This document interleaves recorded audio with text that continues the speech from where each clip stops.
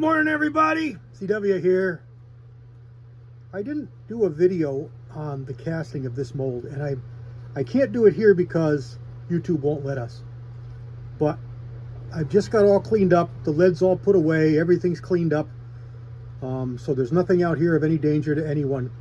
But I'd like to do a little benchtop to show some of the bullets that this mold just cast. And we'll do some close-ups. These are, of course, not culled yet, so there is going to be some with hickeys and things in them in there. But this is the mold, HTC 310-247 FN. And say I'm impressed with it would be an understatement. Let me roll in the target here that my buddy and I shot just the other day with these bullets. And again, this mold came in last week. So these bullets haven't even been able to season yet. Generally, you want to season the bullets, you know, a couple weeks, a month before you really can get good accuracy out of them, because they kind of stabilize. After that, you know, they grow harder and harder and harder, and they just get better.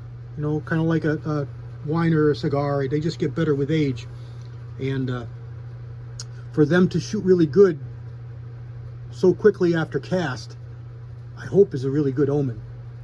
Anyway, let me roll in a picture right here.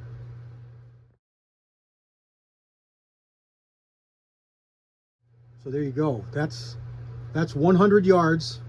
Yeah, it's 3 shots, but I only loaded up 10. I loaded up these 10 bullets.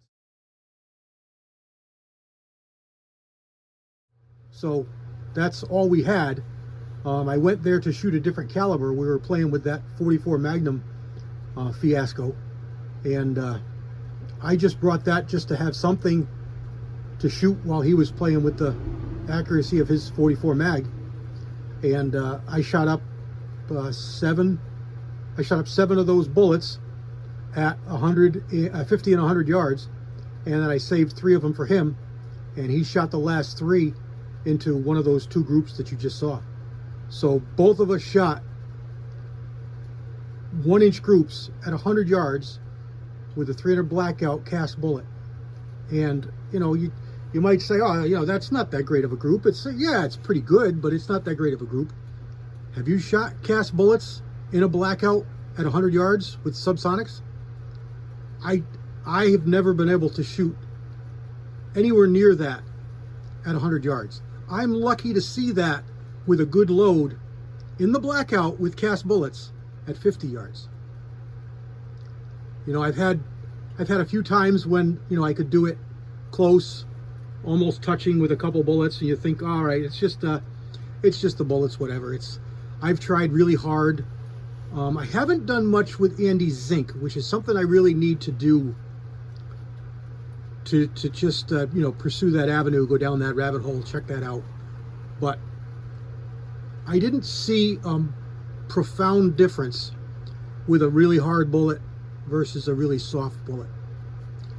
Conversely, I've never shot really soft lead from the blackout, so I probably ought to do that. Cast up some of these in pure lead, and then maybe get up with Andy and get some of these bullets in zinc. Although it's aluminum mold, I don't know. I'm just kind of thinking out loud, but it'd be nice to be able to have this exact bullet tested in, you know, pure lead, say range scrap 10-12 BHN, and then like Linotype 22-ish, 20-ish BHN, good hard bullets, and then zinkers at 43-45 BHN, and shoot them all with the same load. Maybe it's something I'll work with over the winter, and come spring, warm weather next year, maybe we can make that happen. How cool would it be if I could get Andy over here and we both go over to my range? That would be even cooler. Anyway, I'm just thinking out loud. Andy, we should talk. Figure something out. I think it might be easier here than over with you, but we can talk that out and see what happens. For you guys that don't know, Andy is just across the sound from me. We're probably less than 20 miles apart, but we've got, you know, 10 miles of ocean between us. He's out on Long Island, and I'm on the shore in the center of Connecticut. But we're not far apart as the crow flies. So let's look at this mold a little more. Let me get you set up here and zoom in and look at these bullets. Okay. Some of these are probably still warm because I literally. All right, they're okay. I literally just finished them up maybe an hour ago. But that's this is just grabbed out of the pile, so again, it's going to have imperfections. Let me get back behind the camera so I can make sure that we've got some good focus here on these bullets. And there's some issues here, a little bit frosty, and I like to hold them with the tweezers because it takes my big fat fingers out of the way. But you can see the design of this bullet. So the nose of this bullet is supposed to be 299. Now that's important because this is a bore rider style design. If you know the Blackout, you know that it's a very short case designed to shoot very long, heavy 30 caliber bullets, subsonic. So you only have just that much of the bullet below that line in the case. So you still have a fair amount of room for powder capacity. When we're shooting these subsonic bullets, we're using a pretty fast powder, generally about 10 grains-ish. You know, you might find 8, you might find 12, but generally you're looking at 10 grains-ish of a given powder. So you don't have a lot of room needed in the case. That's going to get us right around speed of sound, or just below. I'm at 0 elevation, you know, so it's going to change a little bit what that velocity is based on your elevation.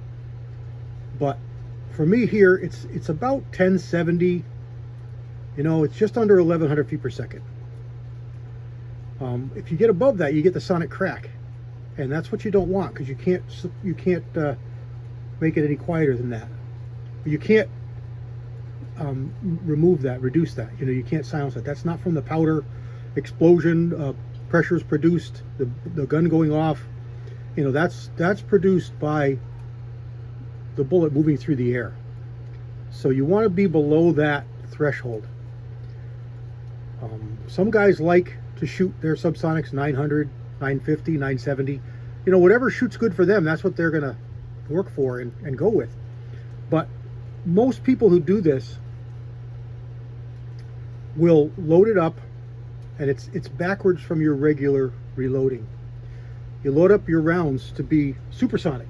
You want them to be, you know, 12, 1250, you know, 1225, and then you back off until you don't break the sound barrier anymore. And then maybe just a little more for good measure. And then you start doing whatever you like to do to get your best accuracy. You know, adjust your overall length, adjust your diameters, adjust your powder charges. You're going to affect velocity a little bit, and you're going to have to go back and forth with that. But that's, I'm just rubbing off the seam. These should be a hard wheel weight. They should be around 15 BHN. So Lyman number 2. They're good and sharp, and they're pretty shiny. So I think I'm going to be there.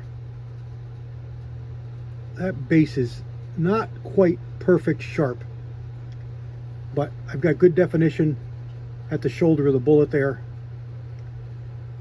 and the nose is good and sharp. So I'm pretty happy. And I was able to coat these in powder coat with a mix that I made up, and you saw it in those 10 bullets. That is a green I made up a long time ago from my brother-in-law. My brother-in-law is into race cars, fast cars, and he built up a Trans Am Pontiac, and he wanted me to coat his manifold bolts, not exhaust, intake, and that's that. I think it's called Pontiac Blue. I believe it's called Pontiac Blue, not Pontiac Green. You look at it, it's green, but I believe it's called Pontiac Blue. It's almost a teal color, but not quite. It's almost a green, yet it's a blue. It's almost a blue, yet it's a green. Anyway, I was able to mix it up, and I did a pretty good job. But I had a bunch of the powder, maybe a half a pound, because you add colors to make it, and you get more and more and more and more and more powder.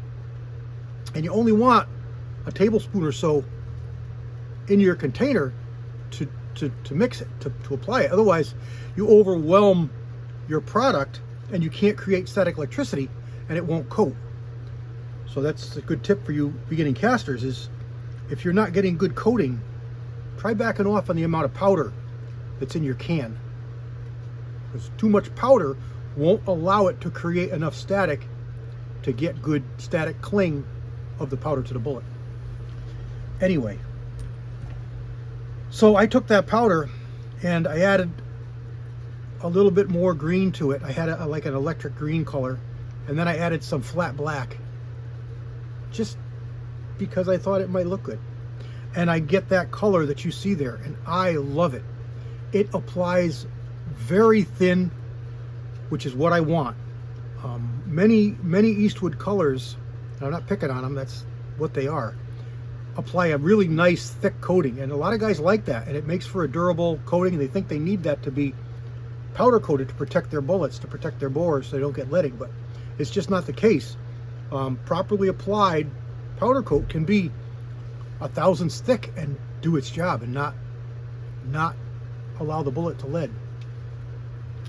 So I wanted to keep this nose as close as I could to, or under 308 diameter, so it doesn't touch and it doesn't have a problem loading in the chamber. I didn't want it sticking, so when I open the bolt back up, I didn't want it sticking when I'm in the AR. I didn't want to hit that forward assist to have to get the bullets in. I didn't want none of that nonsense. So I was really happy to be able to keep the coating as thin as I could. Let me roll in a couple pictures of a couple of diameters of the bullets that I cast coated.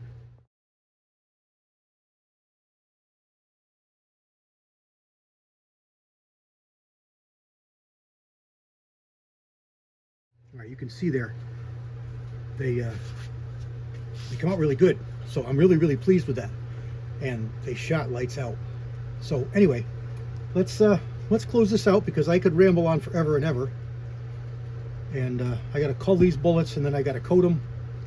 And it's really cold out here. It was mid-30s this morning, and I got a hood on, and I've only got a sweatshirt and a long sleeve T-shirt, and it's about coffee time.